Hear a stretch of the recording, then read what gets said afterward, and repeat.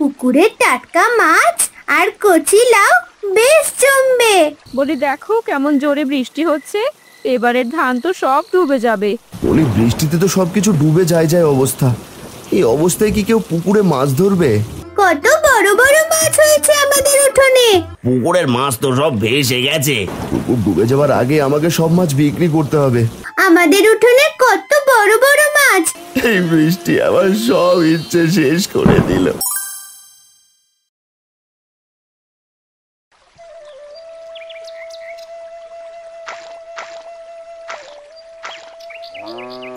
বুঝলি, এবার অনেক টাকার মাছ বিক্রি করতে পারবো।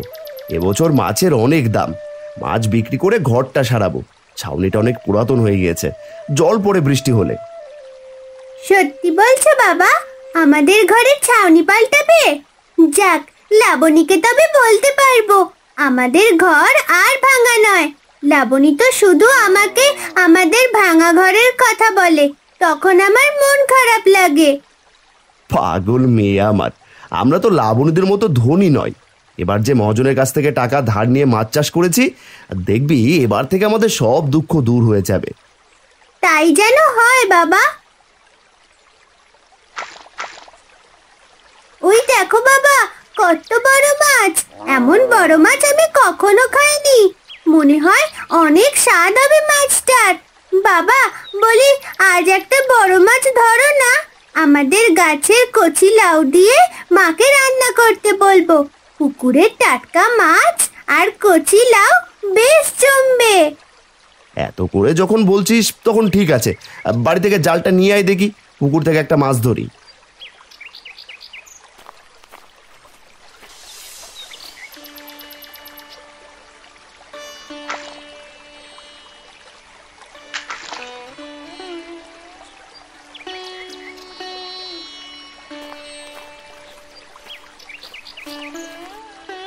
আরে বাহ হারান, তোমার পুকুরে দেখি বেশ বড় বড় মাছ হয়েছে। মনে রেখো, আমার টাকা শোধ দেবার দিন কিন্তু একদিন বাকি। টাকা দিতে না পারলে এবছর তোমার পুকুরে যত মাছ আছে সব কিন্তু আমার। মনে আছে মহাজন, আপনি চিন্তা করবেন না, সব টাকা আমি আপনাকে দিয়ে দেবো সময় মতো। শুনে ভালো লাগলো। আজ তবে আসি, আমার আবার অন্য কাজ আছে। আকাশের অবস্থাও তেমন একটা ভালো নয়, বৃষ্টি এলো বলে। এটা বলে মহাজন সেখান থেকে চলে আসে। হারান ও তিন্নি মাছ নিয়ে পুকুর পাড় থেকে বাড়ি ফেরে। বাবা, এ তো দেখি পুকুরের সেরা মাছ মেরেছিস তুই। অনেক বড় হয়েছে দেখছি। বলি, মাছগুলো তো সব চুরি হয়ে যাবে। তাড়াতাড়ি বিক্রি করার ব্যবস্থা কর। মহাজনের টাকা দেবার সময় হচ্ছে, শেষ হতে চলেছে। বাবা বলেছে কাল পুকুরের মাছ বিক্রি করে দেবে। মা, তুমি মাছটা কেটে ফেলো দেখি, আমি গাছ থেকে লাউ ছিঁড়ে আনছি। সুন্দর করে রান্না করবে। ঠিক আছে মা, তুই আমাকে একটু সাহায্য কর কাজে। বাড়িতে জল নেই, পুকুর থেকে একটু জল এনে দে দেখি, না হলে রান্না করতে দেরি হয়ে যাবে।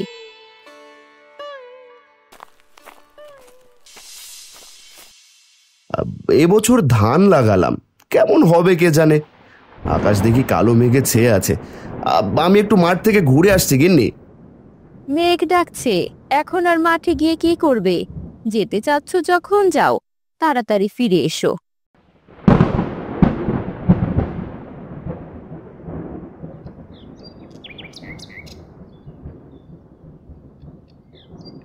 দাদা, তুমি এই আলটা বেঁধে দাও, না হলে বৃষ্টির সব জল তোমার জমিতে গিয়ে ধান ডুবে যাবে যে। তুই ঠিকই বলেছিস ভাই, তুই তো অনেক সময় মাঠে এসেছিস, তোর তো সবকিছুই শেষ। মাছের খাবার দিতে যে আমার অনেক দেরি হয়ে গিয়েছে।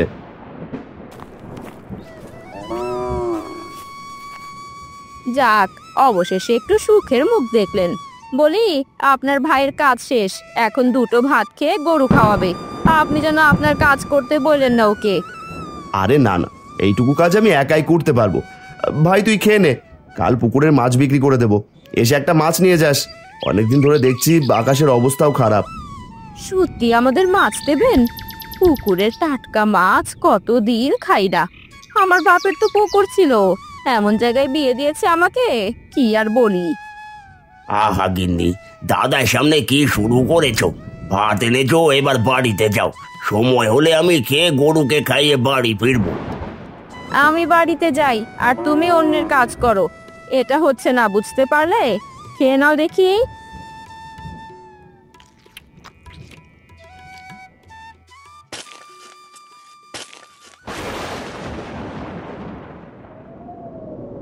গিন্নি, তাড়াতাড়ি গরু নিয়ে বাড়িতে চলো। আর মাঠে থাকা ঠিক হবে না, না জানি কখন বাজ পড়ে। দাদা, তুমি আর মাঠে থেকো না, যাও বাড়িতে যাও। হাতের কাজ শেষ করে তবে বাড়ি ফিরবো, তোরা বাড়িতে যা ভাই।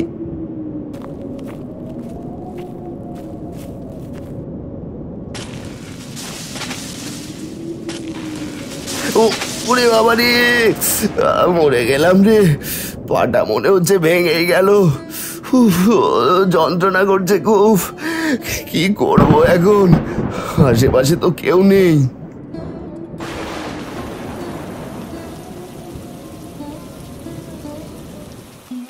মা, তুমি বাকি জ্বালানি তুলে ফেলো, আমি মাঠে গিয়ে দেখে আসি বাবা কি করছে এখনো। কখন মাঠে গিয়েছে? তোর তো সাহস কম না, এই ঝড় বৃষ্টিতে তোকে একা মাঠে যেতে হবে না, কিছুক্ষণ অপেক্ষা কর, আমিও তোর সাথে যাব। আহা বৌমা, মেয়েটা যেতে চাইছে, যেতে দাও। ঝড় হচ্ছে, তবুও ছেলেটা বাড়ি ফিরলো না।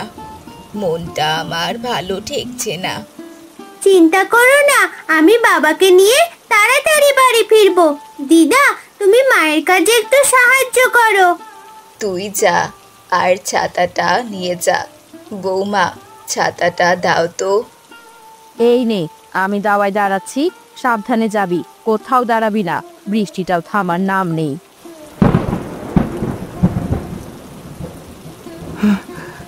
জ্বালা যন্ত্রণা করছে, আমি উঠতেও পারছি না। কেমন করে বাড়ি যাব এখন? এদিকে কাল যে মাছ বিক্রি করবার দিন, কি করি এখন? বাবা, কি হয়েছে তোমার? এমন চিৎকার করে কাঁদছো কেন? পায়ের ওপর একটা ডাল উড়ে এসে পাটা মচকে গিয়েছে, হাঁটতে পারছি না রে, এজন্য বাড়ি ফিরতে পারিনি। তুই কেন এসেছিস মাঠে ঝড়ের ভিতর? তুমি বাড়িতে যাচ্ছিলে না, তাই চলে এলাম। আমি না এলে কি হতো বলো দেখি? চলো, আমি তোমাকে কবিরাজের কাছে নিয়ে যাই। আমাদের সাথে কেন এমন হয়? কিছুদিন আগে তুই অসুস্থ ছিলি, কত টাকা পয়সা খরচ করে তোকে ভালো করলাম, দিন যেতে না যেতে আজ আবার আমার পায়ে আঘাত হলো। বাবা, তুমি চুপ করো, এমন করে বলো না, আমার যে কান্না পায়। পাটা মচকে গেছে, আমি ঠিক করে দিচ্ছি। মাগো, কবিরাজ মশাই একটু আস্তে ধরুন, আমার বড্ড লাগছে। এবার তোমার পা ঠিক হয়ে গেছে, তবে সাবধান, চাপের কাজ করলে পায়ের শিরা আবারও সরে যেতে পারে। অনেক বাঁচালেন আপনি, এই নিন টাকা, যদি ওষুধ লাগে তবে দিয়ে দিন। এই নাও বাবা ওষুধ, এই নাও তোমার পাওনা টাকা। এই দেখো, বৃষ্টি থামবার নামই নেই, এখানে বসে থাকলে বাড়ির সবাই চিন্তা করবে। মা তিন্নি, কেমন করে বাড়ি ফিরি বল দেখি, এদিকে তো আবার সন্ধে নেমে এলো। তুমি ছাতাটা ভালো করে ধরে আস্তে আস্তে হেঁটে চলো, দেখো আবার যেন না ভিজে যাও। যাক, অবশেষে তুমি বাড়ি ফিরলে, আমি আর মা তো চিন্তায় চিন্তায় শেষ। বাবার পাটা মুচকে গিয়েছিল, তাই তো বাড়ি ফিরতে এত দেরি হলো। কি বলছিস তুই? কতবার করে বলি ঝড় বৃষ্টির সময় মাঠে যাবে না, কদিন আগে তিন্নির এমন হলো, আমার কোনো কথাই শোনে না। ভাত দিচ্ছি, খেয়ে নাও। বাবা, ঝড় বাদলের দিনে আর মাঠে যাস না, না জানি আবার কখন কি হয়ে যায়। মা, তোমরা এত চিন্তা করো না তো। বলি দেখো কেমন জোরে বৃষ্টি হচ্ছে, এবারের ধান তো সব ডুবে যাবে, সারা বছর কি খাবো গো? এসব কথা বাদ দাও, বিধাতাকে বলো বৃষ্টি পড়া যেন বন্ধ হয়ে যায়। কাল কাল মহাজনকে টাকা শোধ দিতে না পারলে উনি সব মাছ নিয়ে নেবেন। ছেলেটা মন্দ বলেনি। এই বৃষ্টি যে কমবার নয়, এদিকে গর্বেও যে জল পড়ছে। বলি, এত চিন্তা না করে সবাই খেয়ে নাও দেখি। বিধাতা কিছু না কিছু ব্যবস্থা ঠিক করে রেখেছেন।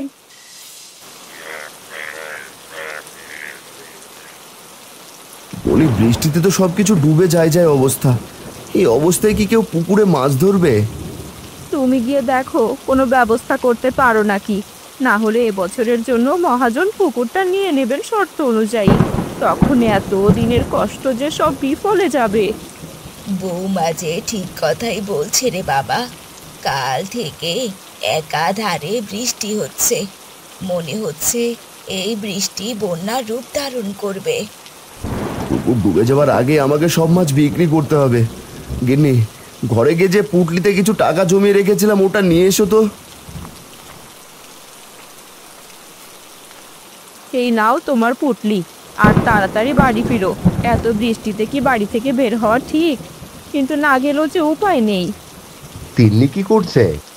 বৃষ্টিতে আর বের হয়নি, বসে বসে বই পড়ছে। আচ্ছা, ওকে বেরোতে দিও না এই বৃষ্টিতে, আমি গেলাম। বুলুই, বাড়িতে আছো? ভিজে শরীর, একা একা শীত করছে খুব।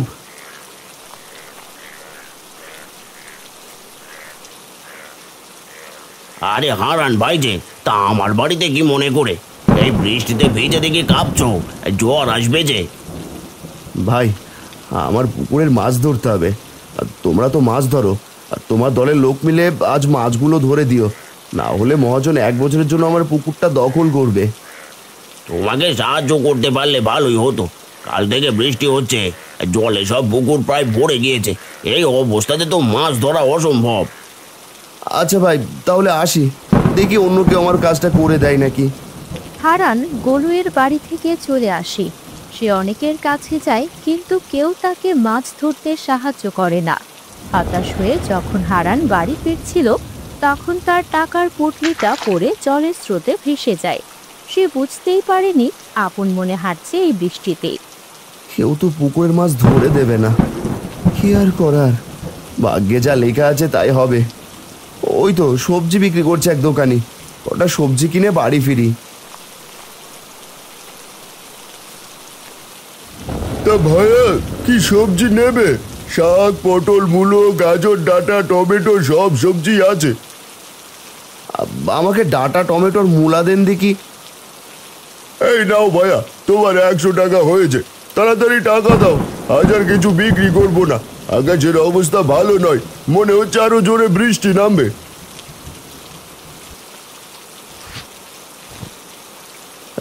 এ কি, আমার টাকার পুটলিটা কোথায় গেল? হাই হাই হাই হাই, শেষে কিনা আমার টাকাগুলো হারিয়ে গেল। ভাইয়া, আপনার সবজিগুলো ফিরিয়ে নিন, পরে এক সময় টাকা দিয়ে দিও। ভাই, আমি চলে যাচ্ছি, তুমিও বাড়িতে যাও, আজ বাজারে কোনো ক্রেতাই নেই।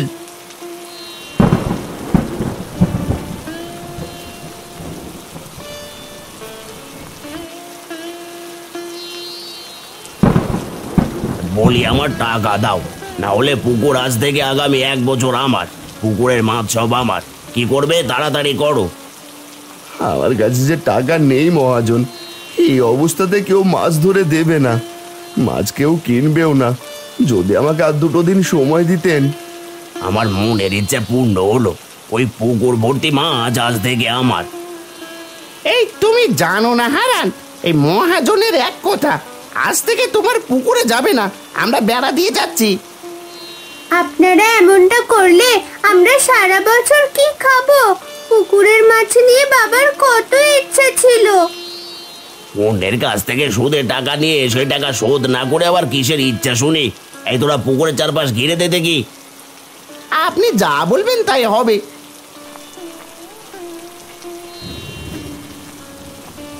হাই হাই হাই হাই, এ কি সর্বনাশ হলো আমার! এই বৃষ্টি আমার সব ইচ্ছে শেষ করে দিল। কাছে কিছু টাকা ছিল, সেটাও ভাসিয়ে নিয়ে গেল। কেমন করে চলবো আমি? চিন্তা করো না, বিধাতা কিছু না কিছু ঠিক ব্যবস্থা করবেন। না খাইয়ে তো রাখবেন না। তুমি সকাল থেকে কিচ্ছুটি মুখে দাওনি, দুটো ভাত মুখে দাও দেখি। আসো, ভেজা শরীরে জ্বর করে তোমার, দাওয়া এসো।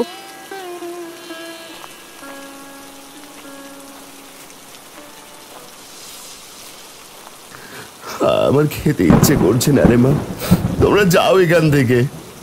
এমনটা বলিস না বাবা, ভাতের প্রতি যে রাগ করতে নেই। সবাই হারানকে খেতে বলায় হারান খাবার খেয়ে নেয়। এরপর কেটে যায় 5 দিন।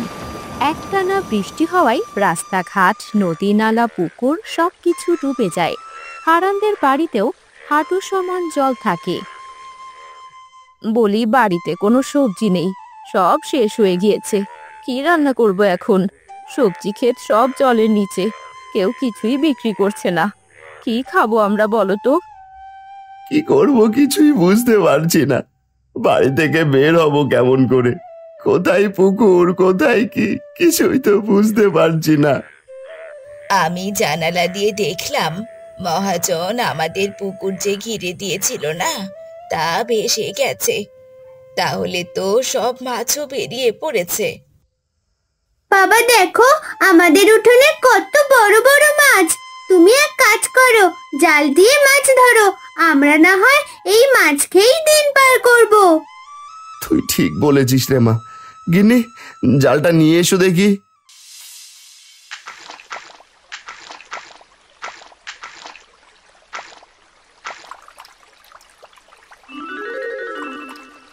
এ তো অনেক মাছ।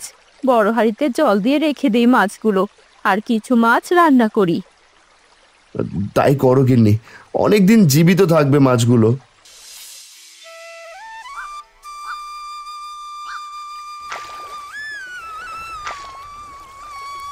উঠানের জল কম হয়ে গিয়েছে, এদিকে মাছও ফুরিয়ে গিয়েছে। উঠানে জাল ফেললে আর মাছও পাওয়া যাচ্ছে না। এবার কি খাবো সবাই?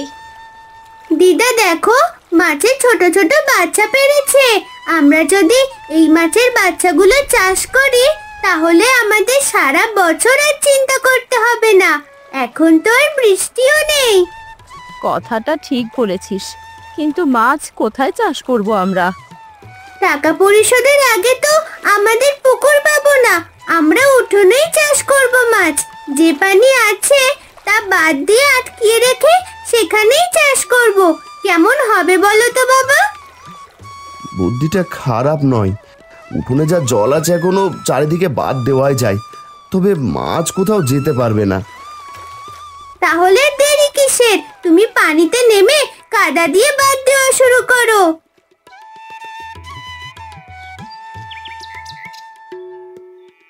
হারান জলে নেমে কাদা তুলে বাঁধ দেওয়া শুরু করবে। আর তখন তিনি মাছের বালতিগুলোকে একটা একটা করে দাওয়া এনে রাখে। মালতী আর দিদা মাছগুলো পানিতে ছাড়ে। আমাদের কাজ শেষ। বাড়িতে কিছু মাছের খাবার আছে, সেগুলো মাছদের খেতে দিই। হায় হায় হায় হায় হায়, এ কি সর্বনাশ হলো! পুকুরের মাছ তো সব ভেসে গেছে। আমার যে সব লস, এবার কি হবে? অন্যের ক্ষতি করতে গিয়ে যে নিজের ক্ষতি হয়ে গেল। মাছ তো পেলাম না, আবার টাকাগুলো হারালাম। একবার লস খেলে কি হবে মহাজন? আপনার তো অনেক টাকা, এই ভেঙে পড়বেন না। এরপর ওই হারানের কাছ থেকে সুদে আসলে টাকা শোধ করে নেবেন। এখন বাড়িতে চলুন দেখি।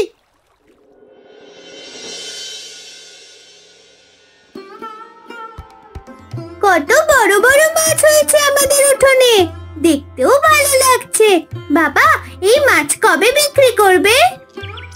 আজকে শহর থেকে লোক আসবে মাছ কিনতে। ওই দেখো, বলতে বলতে চলে এসেছে। আরে এ তো অনেক বড় বড় মাছ, তাও আবার উঠোনে জমানো পানিতে। 2 মাসে এত বড় বড় মাছ কেমন করে হলো? সবই বিধাতার ইচ্ছা আর আপনাদের দোয়া। এই মাছগুলো সব আমার, না হলে সারা বছর বউ মেয়ে নিয়ে না খেয়ে মরতে হতো। মহাজন পুকুর নিয়ে নিয়েছে, মাঠের ধান বৃষ্টির জলে ডুবে গিয়েছে। উঠোনে মাছ চাষ করার বুদ্ধি কে দিয়েছিল? বেশ ভালো কাজ করেছো ভাই। এই সবাই মাছ ধরো, এরপর গাড়িতে তোলো। তিন্নি, তোর বুদ্ধিতে সত্যি উঠোনে মাছ চাষ করে ভালো কাজ করেছি। আর খাওয়ার চিন্তা করতে হবে না, আমাদের দেখ কত মাছ। শুধু মাছ নয়, এ নাও ভাই টাকা। আর এই টাকাগুলো অগ্রিম সামনের সপ্তাহের, তা আবার মাছ নিতে আসবো। এ তো অনেক টাকা। হারান, এবার আমার টাকা শোধ করে দাও, যা তোমার কাছে সব পাবো। কিন্তু মহাজন, আপনি তো আমার মাছ ভর্তি পুকুর নিয়ে নিয়েছেন টাকার বদলে, এখন আবার কিসের টাকা? পুকুরে তো কোনো মাছই নেই।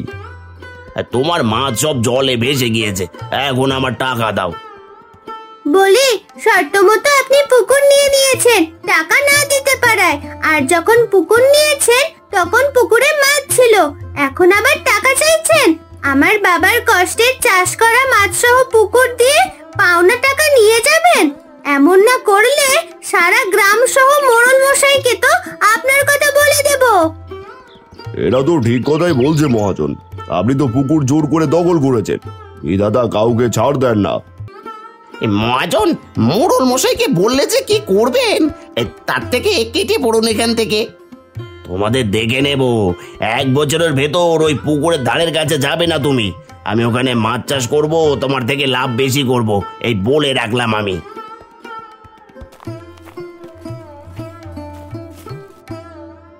ভাই, এই 1 বছর এই উঠোনেই মাছ চাষ করো, তাহলে পরে আবার পুকুরে মাছ চাষ করার জন্য বোনের কাছ থেকে টাকা নিতে হবে না। তাছাড়া ভালোভাবেও দিন কাটাতে পারবে তোমরা। তুমি ঠিকই বলেছ বাবা। বিধাতা এবার ছেলেটার মুখের দিকে তাকিয়েছেন।